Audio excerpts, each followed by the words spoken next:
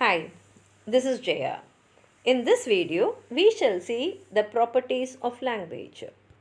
Human language has the following characteristics. First one is productivity.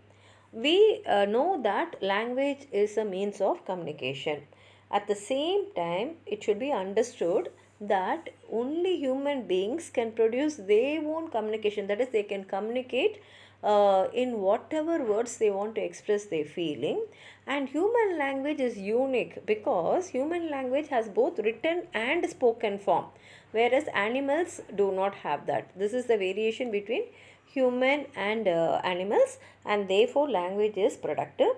And creativity, that is, human beings can create a sentence which they have never heard before. They can arrange the words in their own unique way, which will convey the correct meaning to the listener. At the same time, many new words are also coined, that is, new words are framed.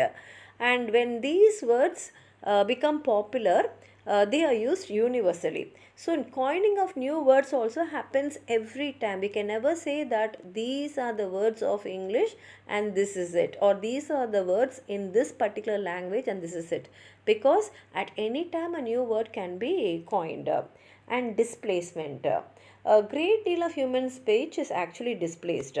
That is, we know that when communication is done, there is an encoder and a decoder. Encoder is the person who is communicating that idea, and decoder is the one who is receiving the idea and understanding the meaning. Now, for this, the encoder and decoder must know the language or the sign or the symbol or the gesture. That is, they can have their own signs also, their own symbols also, which only two of them know. But thing is, the encoder and the decoder must know it. Therefore, when the encoder is sending a message, it can even be a sign, the decoder will understand what he is saying. At the same time, why we say displacement is, when we are talking, we can even talk about something which is not visible at that time. It need not be in the same place where we are. Like, for example, we can ask a small child, where is grandma? And the child will also look around the room, but actually grandma will not be in the room. But the child knows when you use the word grandma to whom it is referring, and even the person who's using the word grandma knows who they are referring. So, where you can easily say that we can speak about certain things which are not actually visible at that time. Like, you can even sit here and talk about another country which you are not seeing, or which you have never seen also, you can talk. So displacement is there. And arbitrariness, that is, there need not be any correlation between the written words and the spoken words. Like, we can write a word and each one can even pronounce it in a different way. But thing is, the person who's speaking and the person who's receiving, that is the decoder and the encoder, they should understand that this person means this. And like this, in all the languages, they are distinct words which have their own entity. And when the people are using those words, they will use it in their own pronunciation. But thing is, it is only because of the convenience. And second thing is, the person who's listening to it should understand what they are saying. And duality of structure is, language is actually a combination of sounds, and these sounds communicate some meaning, and it is the communication is passed. For example, in English we have 44 phonemes, but when you pronounce these 44 phonemes individually, they do not have any meaning. Suppose I'm going to say these are sounds. When these sounds are combined with other sounds, they produce a meaningful word. Example, we have here bin. Now, with this, I can make a meaningful word, or I can I can produce the sound by combining bin, and I can say bin or nib. But at the same time, when I'm speaking in English, I cannot combine these three sounds as B and I, because there is no word in English as B and I. But at the same time, maybe in some other language, B and I can be a meaningful word, but it is not in English. And discreteness. Human language has phonemes, syllables, morphemes, words like this, different units. And when these all combine together, they produce a word, and these words combine together and produce a sentence. And all these sounds, symbols, letters and syllables, all, they do not have any meaning individually, but when they join together and form a word, they give a meaning. And this discreteness is also that it is only for human beings, because animals, for each feeling, they have one particular sound, and that is what they use to communicate. But human beings are not like that.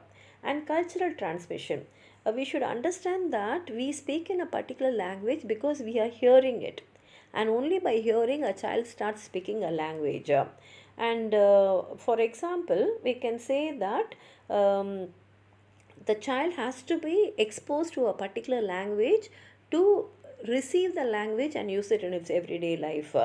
And as an example, I can say that a child which is born in Tamil Nadu to Tamil parents, in case if it is adopted by French parents in France, and if it grows up in France, then his language, his or her language, will be only French and not Tamil. Just because it is born in Tamil Nadu and born to Tamil parents, it doesn't mean that the child will acquire that language genetically. At the same time, if you see animals, for example, if a dog, as soon as the puppy is born, if it is left alone and if it is going to grow in a place where there are no dogs at all, where it cannot hear any barking sound at all, even then the dog will only bark. So we can say that animals inherit the language genetically, whereas human beings don't inherit. And specialization is that see, like we can do some other work and speak about something else. For example, I can cook while I speak about the movie which I saw the previous day. Now my cooking and the movie which I saw has no relation at all, but I am specialized. That is, all human beings are specialized in doing one activity and at the same time speaking about something which has no connection with that activity at all. And this is not in the case of animals, because when an animal is communicating one particular feeling, it cannot do anything else. And reflectness, that is, when I'm discussing about English, I can do research in English using English language itself.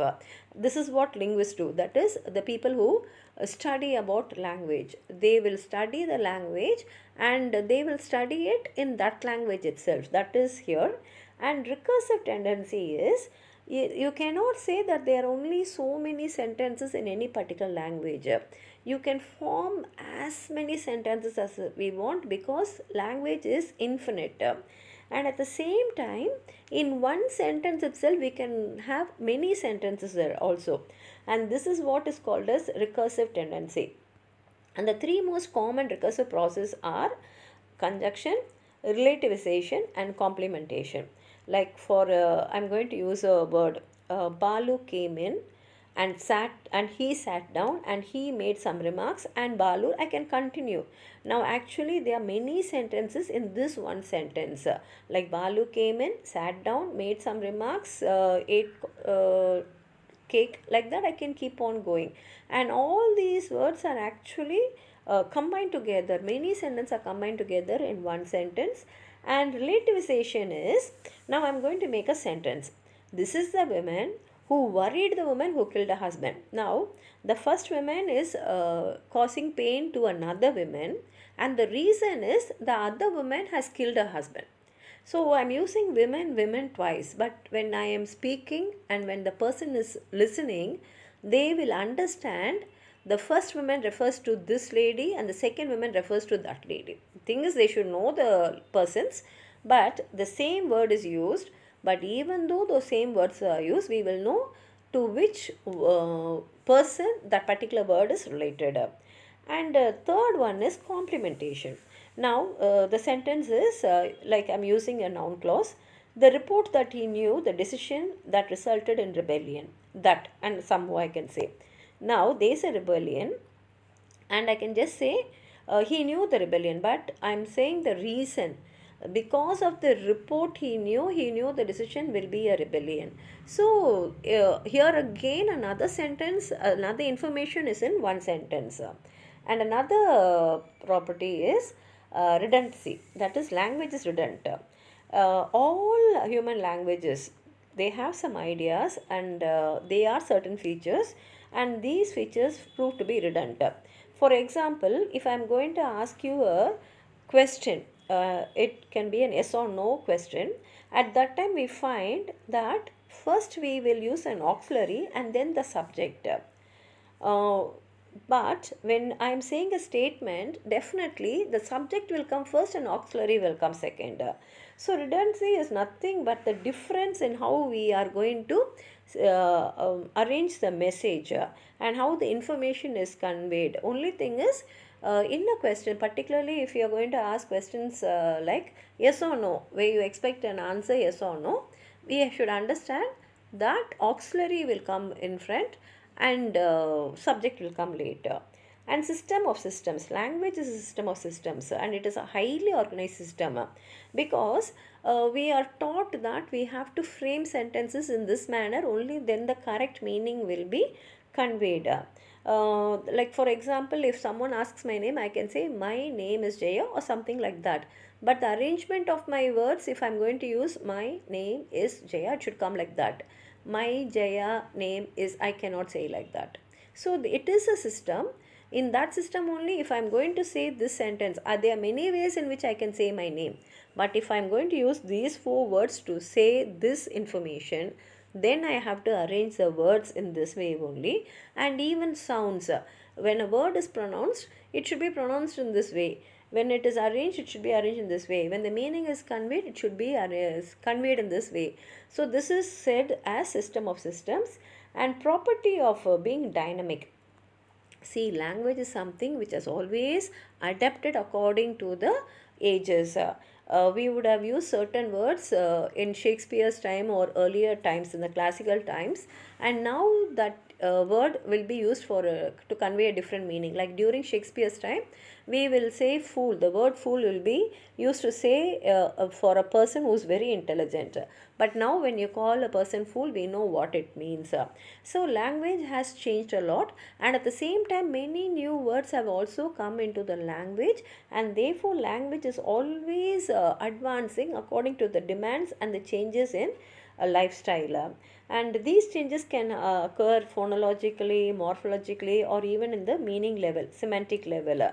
Therefore, language is always dynamic and not static. There is no standard form. It can be any language, but those language would have definitely changed according to the people, how they develop, how they interpret, how they use the language. And it is a social phenomenon. Language is the only means, that is, it is one of the means in which we communicate our ideas. How we convey a man and a man, or a man and the environment. And society also teaches you how to use your language, and individuals also, they creatively use this language. That is, language is social, it is not biological. And there are many properties in human language, like eclectic, colorful, flexible, malleable. All that is possible only because of this property. And therefore we can say that communication is made unique, and communication is unique because of the way we handle the language. If you have anything more to add on to what I've said, please write it in the comment box, like the video, share it with your friends, and if you have not subscribed my channel, please subscribe and support. Thank you.